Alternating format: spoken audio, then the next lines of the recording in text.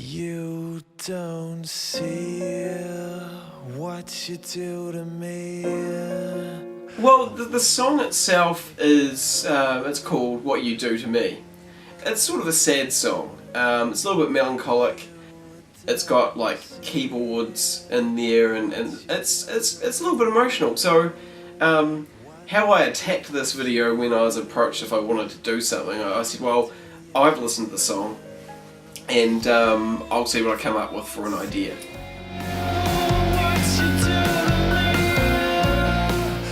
Immediately I sort of felt like it had to be a story about a boy and a girl.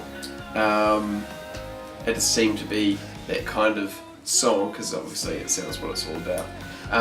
So What You Do To Me, I just started thinking about that, and I was thinking, oh, you know, someone's not fitting in or something like that. And then I'd always wanted to try and incorporate Duplo and standard Lego as an idea to see how it would work. And so I thought this might be the perfect idea. So I went back to the guys and I said, oh, this is what I'm thinking. And they were like, oh, yep, sounds good. There's a side, the way you let me be, you will never see.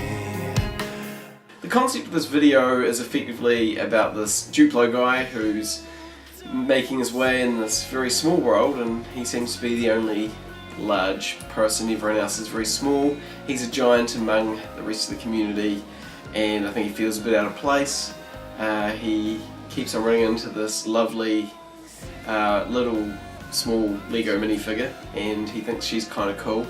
He tries to impress her, but she's always with another standard Lego guy, and he doesn't know it, but she secretly thinks he's alright, and so he's trying to impress her.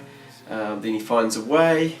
Unfortunately, at the end, it didn't work out the way he'd thought. He altered himself completely, and he turns up to find that she had enlarged herself to be like him.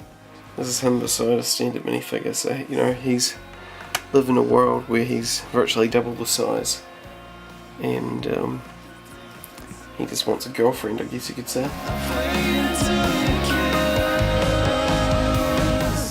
Ideally, you would probably start with a storyboard. Sometimes I normally just get an idea and I'll think about that idea, scribble down some notes.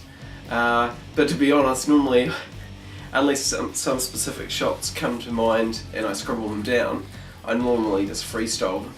You don't see what you do to me, the way you let me down. This music video in particular, I actually made a mock-up of the music video. I had the track given to me already, and I got images of similar Lego characters that I wanted to use, and I just animated them. So it was kind of like the previs or animation previs that they do for big motion pictures.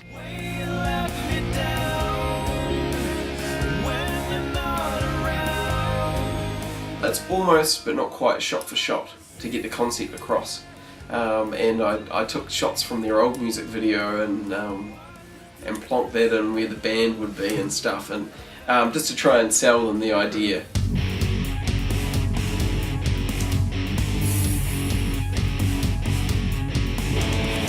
Well, first of all, you need a camera, you need some Lego, you need a lot of patience. You preferably could use some blue tack. And preferably a computer or some sort of remote triggering device for your camera.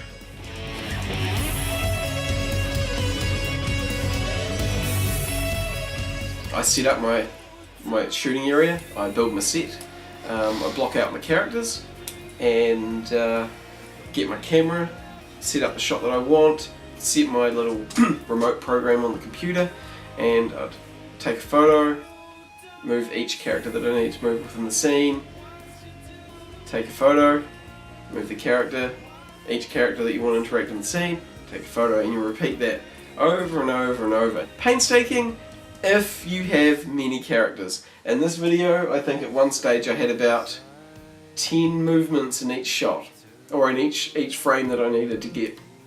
So that was kind of painstaking in some points. If you've got more than one figure, you've got, every time you add an extra figure or an extra movement within each frame, you have to, it extrapolates out. So on a standard 1 person shot per second, 15 frames, you're probably looking at maybe 5 minutes. For me, I think the final output is where I'm always sort of, where my mind's already at.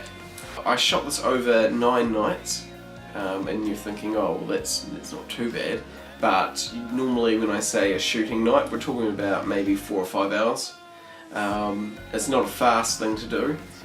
Sometimes you've got to build sets, sometimes you have to rearrange sets, because normally I'm shooting with maybe just 1 wall or 2 walls at the most.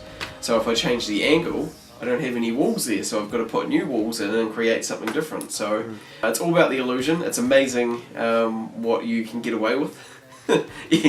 Like if you watch me shooting, you go, why is he shooting that crap? Because it will look like nothing much, but when you punch in on the small stuff, it's quite cool. You don't see what you do. That's effectively what it is. Take the photos, move the figures, take the photos, and the rest of it's really in the assembly and edit. You know, editing is quite a huge part of the job though, because sometimes you have to take out a rogue frame. You know, you always aim to try and shoot consistently in terms of brightness, but if, say for example, I put my hand in front or I'm just slightly over the light, that changes everything. So what I normally do is I put it through a photo color correction program, and I can virtually get every single one perfect. Sometimes I go back and reshoot something if it's not right, but most of the time it's pretty good. And then obviously just getting the speed right. Sometimes I change the frame rate to make sure things work. Zooming in and out shots. It's a miracle. Now that This music video has had some complicated moments. I think at one stage I was moving about 10 characters or 10 different things, whether it would be people or animals or balls, or I even moved flags to like sort of give the effect of wind. So it's had its challenges, and you know, depending how complex the movements are, I actually sometimes have a notepad where I write down movements for each person so I make sure where I'm going so the animation doesn't look too far askew. So working on this music video, there have been challenges, very different to some of the other projects that I've done. The big challenge in this one was staying within the time frame of the song and telling the story and hitting the right beats or hitting the right markers that I needed to hit. Making sure I got all of the story told within the time frame, but also still having enough room to show shots of the band. Because once again, it's a music video about a band, and I know some people do the sort of the concept music videos where you don't see the band at all. But I think it's good to get a few shots of them, or get a few shots of them. It's been a really cool project to work on. It's something different considerably to what I normally do, because normally it's just myself, or I have input from other friends who are very good to lend voices and ideas. But this one here, you know, I'm providing a concept and a vision for a band, and that's kind of cool. And I was really, when I got asked if I was interested, I jumped at the chance, to be fair, because you don't get to do these kind of things very often. You know, I started doing this stuff just for a bit of a laugh, but as it's sort of each project I do and they get a little bit better, and I'm like, oh, it's really rewarding. Like a lot of people would say, why does a guy spend all his spare time moving plastic figures around a very small set? And the answer for me is I just like making films.